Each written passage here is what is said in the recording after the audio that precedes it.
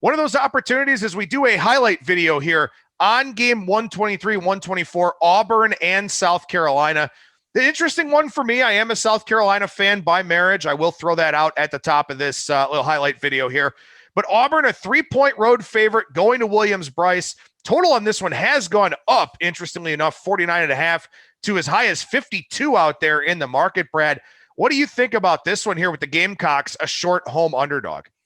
I like South Carolina, and I like South Carolina outright in this game, but it's more of a fade against Auburn, a team that I don't think is very good. And keep in mind, Auburn's sitting at 2-1. They could very easily be 0-3 so far this season. They're getting outgained by nearly 100 yards per game. Go back to the opener, benefited from several Kentucky turnovers, including the one right before the half that basically took a touchdown off the board for Kentucky. That's a completely different game if they score there. You go to the second game.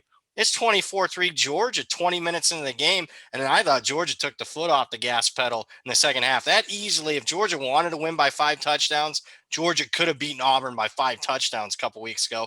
And then last week, I mean, my power rating said Auburn was my strongest play of the week. Market totally against Auburn in that game, and I was dead. My power rating is dead wrong. I mean, Arkansas probably should have beaten Auburn outright as a 2-touchdown underdog. On top of it, Auburn's banged up. I mean, this is an injury that's not going to move the market much, but I think it should. Their middle linebacker, Kenny Britt, one top 2, top 3 linebacker in the SEC. He is the quarterback of the defense. He is out for a significant period of time. Williams, the wide receiver's banged up. One of their better defensive ends banged up. Bo Nix has been inconsistent. What's been consistent for me, and I know they're not a sexy team, a sexy pick, but they have pretty much played to expectation. South Carolina lost by 4 against Tennessee. Game could have went either way. They could have won that game. Fell right on the number as far as they the had a point pick spread. 6. They gave up a pick 6 in that game. Exactly. They could have beaten Tennessee. I think Tennessee's okay. Probably similar to this Auburn team. They went into Florida, lost by 2 touchdowns. They're at the goal line late. They punch that in. They lose by 7 at Florida. That would be a good performance. And I get it. Vanderbilt sucks. They're playing with one arm tied behind their back last week. But guess what? South Carolina did what they're supposed to do. They crushed Vanderbilt. So I like South Carolina, particularly in the underdog role, which is where Muschamp typically wins money, 65% the last 3.5 years as a dog.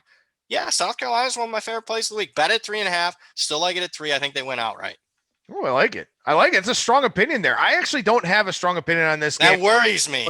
But I did want to talk watch more South Carolina football than any public guy I know. Yeah, well, I really haven't been able to watch too much of them here so far. And I have watched Auburn. And, Auburn, my power rating on this game is 6.5. And I guess I've been too slow to adjust to Auburn. The injuries in particular, Bo Nix, I don't think he's the guy. But again, Auburn is one of those teams. I've talked about teams like this at multiple points, multiple junctures throughout this season and past seasons. They recruit so well that I give them the benefit of the doubt to figure things out because the talent is there. And sometimes it just doesn't happen.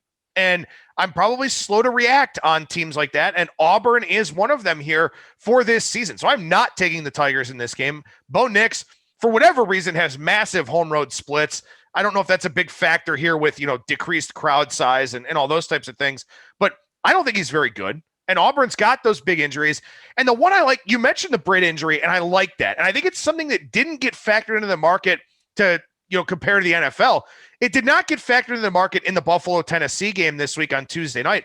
Matt Milano is an awesome linebacker, and he's not just a good run stopper. He's an excellent coverage linebacker. And when you look at all the offenses that these teams are running now in college and the NFL, Texas routes for the linebackers, swing routes, option stuff, all these types of things, linebackers that can cover and can stop the run should create adjustments in the market with the way the game is currently being played. So I think highlighting that injury is a very important thing. I'm glad you did it here today. Again, from a power rating standpoint, my numbers say Auburn. I'm not playing Auburn. I think that you're on the right track there with South Carolina. I hope so, but we'll see. It does worry me that you're not on a strong opinion because I value your South Carolina opinion more often than not. But I finally made that big time downgrade to Auburn's power rating here, not only because of the Britt injury, but also, I mean, just they haven't looked apart in any 3 games. 3 games now at this point in the season is enough of a sample size that we kind of have an idea what you are as a football team. Yeah, and last week what I did, I made the adjustment to Arkansas, and I didn't fully make it to Auburn, and Yep. I had to adjust both. And that's the thing about power ratings and creating your own numbers is, trying to figure out, okay, I'm off market on this game. How much do I move team A? How much do I move team B? And in this case, Auburn being team B, I didn't move them down enough. But rest assured, if they don't look the part here this week in Columbia, then I will make a substantial adjustment to the Tigers, to say the least. So we do these highlight videos here on ATS Radio. Make sure you check them out over on our ATS YouTube page.